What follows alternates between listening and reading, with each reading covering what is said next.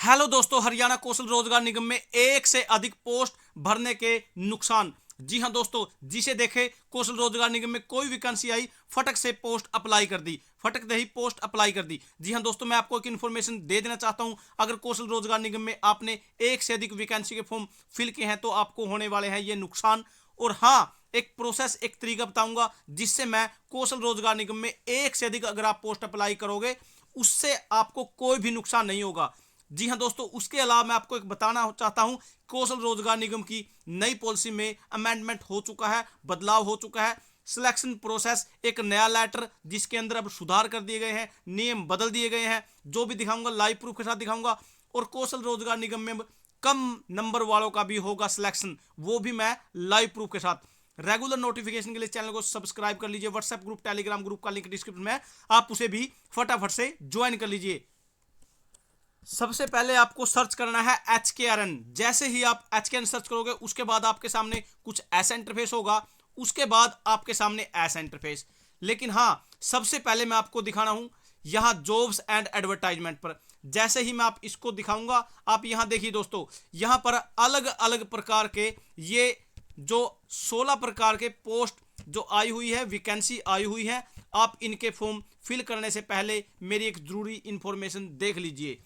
जी हां दोस्तों, वरना आपके एक से अधिक पोस्टों पर फॉर्म फिल होने से नुकसान होने वाला है। जी हां दोस्तों, क्या होने वाला है मैं वो भी लाइव प्रूफ के साथ दिखाऊंगा। दोस्तों, ये है ऑफिशियल लेटर जो कि हरियाणा कौशल रोजगार निगम की ऑफिशियल साइट से ही हमने लिया है। यहां पर क्या मेंशन है पहले मैं आपको ये दिखाने वाला हूं। यहां ये देखिए दोस्तों, यहां मैं यहां पर यहां यहां 5 नंबर पर देखिए दोस्तों, यहां पर क्या दिखाया गया, in the deployment of contractual person policy 2022 the clause 8.2 shall be omitted. जी हां दोस्तों, मींस लूप कर दिया गया है, इसको कट कर दिया गया है, इस नियम को खत्म कर दिया गया है। उसके बाद 6 नंबर पर क्या बोला गया है, इन the deployment of contractual person policy 2022 में दो आई थी कौशल रोजगार निगम, जिसके तहत सिलेक्शन प्रोसेस होता है। The clause 8.4 shall be substitute as follows. यहां पर यह पूरी इंफॉर्मेशन इसमें मैं आपको दिखाने वाला हूं। क्या है ये, यहां पर मैं आपको दिखाने वाला हूं। फर्स्ट ऑफ ऑल तो मैं आपको एक इंफॉर्मेशन दे देना चाहता हूं, जो ब्रीफली इंफॉर्मेशन है, जो मैं लगभग हर वीडियो में आपको दे रहा हूं। अब इनकम के 50 की बजाय 40 मार्क्स हो चुके हैं। इसके अंदर अंत्योदय परिवार योजना खत्म कर दी गई है। उसके बाद एज के 10 मार्क्स, स्किल क्वालिफिकेशन 5 मार्क्स, उसके बाद हायर क्वालिफिकेशन के 5 मार्क्स, सोशो इकोनॉमिक के 10 मार्क्स, CET क्वालिफाई के आपके 40 के 4, 50 के 5, 60 के 6, 70 के 7, 80 के 8, इसके हिसाब से आपको मार्क्स मिलेंगे। उसके बाद यहां पर अलग अलग यहां पर आपको 10 मार्क्स मिलेंगे। उसके बाद यहां दिया गया है easy two of deployment for detail provision see para number 6 below. मैं इसको भी दिखाने वाला हूं। यहां पर ये पैरा नंबर 1 दे दिया गया है। इसके अंदर 1 लाख तक इनकम होगी तो 40 मार्क्स, 180 से 30 मार्क्स, 180 से 20 मार्क्स। मैंने इस पर भी वीडियो ऑलरेडी बनाई हुई है, मैं इस पर टाइम ना वेस्ट करते हुए यहाँ पैरा नंबर 2 दिखाऊंगा मैं आपको। यहाँ एज के 24 से 36 वालों को 10 मार्क्स और 36 से 42 वालों को 5 मार्क्स। उसके बाद पैरा नंबर 3 दे दिया गया है, यहाँ पैरा नंबर 3 दे दिया गया है, लेकिन मैं दिखाऊंगा क्लास नंबर 8.2 जो कन्वर्ट कर दिया गया है 8.4 में, मैं वो भी दिखाने वाला हूँ। इसके अंदर ऑर्फन के 10 मार्क्स, विडो के 5 मार्क्स या कॉमन एलिजिबिलिटी टेस्ट के 10 मार्क्स। मैं इस पर टाइम नहीं वेस्ट करूंगा बिल्कुल भी। ये ऑफिशियल लेटर पुराना लेटर था, इसमें अमेंडमेंट हो चुका है, अब इसमें बदलाव हो चुका है। यहाँ सभी ये देखिए दोस्तों, पहले मैं आपको ये दिखाने वाला हूं HKRN सिलेक्शन प्रोसेस 2024 की पुरानी पॉलिसी के क्लोज नंबर 8.2 को हटा दिया गया है। मैं इसको दिखाने वाला हूं, इसके अंदर क्या बदलाव हो चुके हैं। ये देखिए दोस्तों, मैं आपको यहां से दिखाने वाला हूं। इसमें क्या दिखाया गया था, इस क्लोज में कहा गया था कि यदि किसी पद के लिए एक से अधिक योग्य उम्मीदवार हो तो उस जिले के अनुभवी उम्मीदवार को प्राथमिकता दी जाएगी। यदि उस जिले में कोई भी उम्मीदवार उपलब्ध नहीं है तो दूसरे जिले के अनुभवी को वहां पर लगा दिया जाएगा। लेकिन अब नई पॉलिसी के लाभ और नुकसान भी मैं बताऊंगा। यह भेदभाव को कम करने में मदद करेगा। यह उम्मीदवारों को अपने कौशल और योग्यता के आधार पर नौकरी पाने का अवसर देगा। यह निगम को अधिक प्रभावशाली उम्मीदवारों को ही जॉब प्रदान करेगा। यह उम्मीदवारों को अपने कौशल और योग्यता के आधार पर नौकरी पाने का अवसर भी देगा।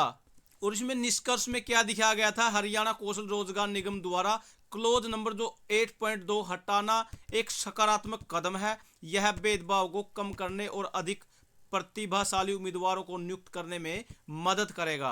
अब मैं आपको दिखाने वाला हूं कौशल रोजगार निगम में एक से अधिक पोस्ट अप्लाई करने के नुकसान। जी हां दोस्तों, जैसा कि मेरे पास एक कैंडिडेट का मैसेज आया, उसका कौशल रोजगार निगम में सिलेक्शन हो गया, शॉर्ट लिस्टेड हो गया, ज्वाइनिंग हो गया, लेकिन ज्वाइनिंग जिस टाइम डिपार्टमेंट को वो गए उसके डॉक्यूमेंट उसको वो रिजेक्ट कर दिया। रीजन क्या है मैं पहले वो दिखाने वाला हूं। यहां देखिए दोस्तों, जैसे कि आपने ये देखी बेलदार की वैकेंसी आई हुई है और आपने किया फटक दे ही यहां से अप्लाई, और यहां अप्लाई वाले पर क्लिक किया और आपने अप्लाई पोस्ट कर दी। उसके बाद चौकीदार की लगी आपने, हाँ ये भी चौकीदार की, भाई चौकीदार लग दूंगा मैं तो। उसके बाद की मैथ्स हेल्पर की, और मैं तो मैथ्स हेल्पर भी लग दूंगा। यहां आपने सभी पोस्ट अप्लाई कर दी। उसके बाद आपने देखा यहां अकाउंटेंट की वैकेंसी आई हुई है और मैं तो इसको भी अप्लाई कर दूं, उसने ये भी अप्लाई कर दिया। उसके बाद कंप्यूटर ऑपरेटर की आई हुई है, उसने कंप्यूटर ऑपरेटर वाले पर क्लिक किया और एक क्लिक की अपने मोबाइल से उसने ये भी अप्लाई कर दी। लेकिन हाँ, वो शॉर्ट लिस्ट हो गया उसकी इनकम के हिसाब से और उसका ज्वाइनिंग लेटर आया, लेकिन डिपार्टमेंट ने उसको रिजेक्ट कर दिया। रीजन क्या है, वो आपकी क्वालिफिकेशन को मैच करेंगे। सबसे पहले एक से अधिक पोस्ट अप्लाई करने से पहले आपको ये देख लेना है आपका जो अकाउंटेंट है वो आपसे पूछा गया बैचलर ऑफ कॉमर्स आपका विद एक्सपीरियंस। अगर आपके पास सरकारी एक्सपीरियंस है या प्राइवेट है किसी जॉब का अच्छा रजिस्टर्ड और आपके पास कॉमर्स है, तब ही आप इसको अप्लाई करिए। और कंप्यूटर ऑपरेटर के लिए उसने पूछा +2 हो और कंप्यूटर की नॉलेज, आपके को कंप्यूटर नॉलेज होनी चाहिए। लेकिन उसके अलावा बड़ी प्रॉब्लम क्या आ रही है कैंडिडेटों को, वो ये आ रही है, जैसे इस कैंडिडेट ने यहाँ फॉर्म फिल किया बेलदार की 10वीं क्वालिफिकेशन थी और उसने देख लिया कि हाँ यमुनानगर की पोस्ट ठीक है भाई, यमुनानगर अप्लाई कर दिया, इसके लिए भी अप्लाई किया। लेकिन वो कैंडिडेट इस लोकेशन से 200 से 300 किलोमीटर दूर है। फर्स्ट ऑफ ऑल तो आप ये देख लीजिए कि आप इस जॉब लोकेशन पर आप जाना ठीक रहेगा, आपकी सैलरी को मैच करेगा, आपका गुजारा होगा या नहीं होगा।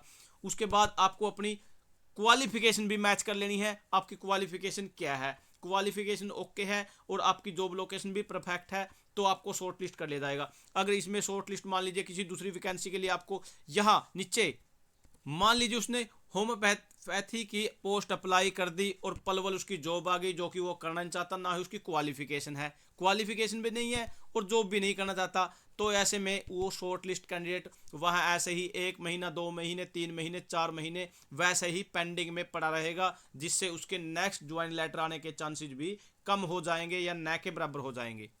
अतः आपसे रिक्वेस्ट है और मैं उम्मीद भी रखता हूं अपनी क्वालिफिकेशन अपनी जॉब लोकेशन के हिसाब से ही जो आप जॉब करना चाहते हो उन्हीं पर आवेदन करें। कट ऑफ अब कम जाएगी क्योंकि हजारों पदों पर 30 से 40 प्रकार के पद आ चुके हैं, इनमें लगभग पोस्टें खाली भी रहने वाली हैं। जैसे 28 प्रकार के पहले आए थे, 16 प्रकार के अब आए हैं, अब कम मार्क्स वालों का भी इसके अंदर सिलेक्शन हो जाएगा। थैंक यू दोस्तों, नमस्कार दोस्तों।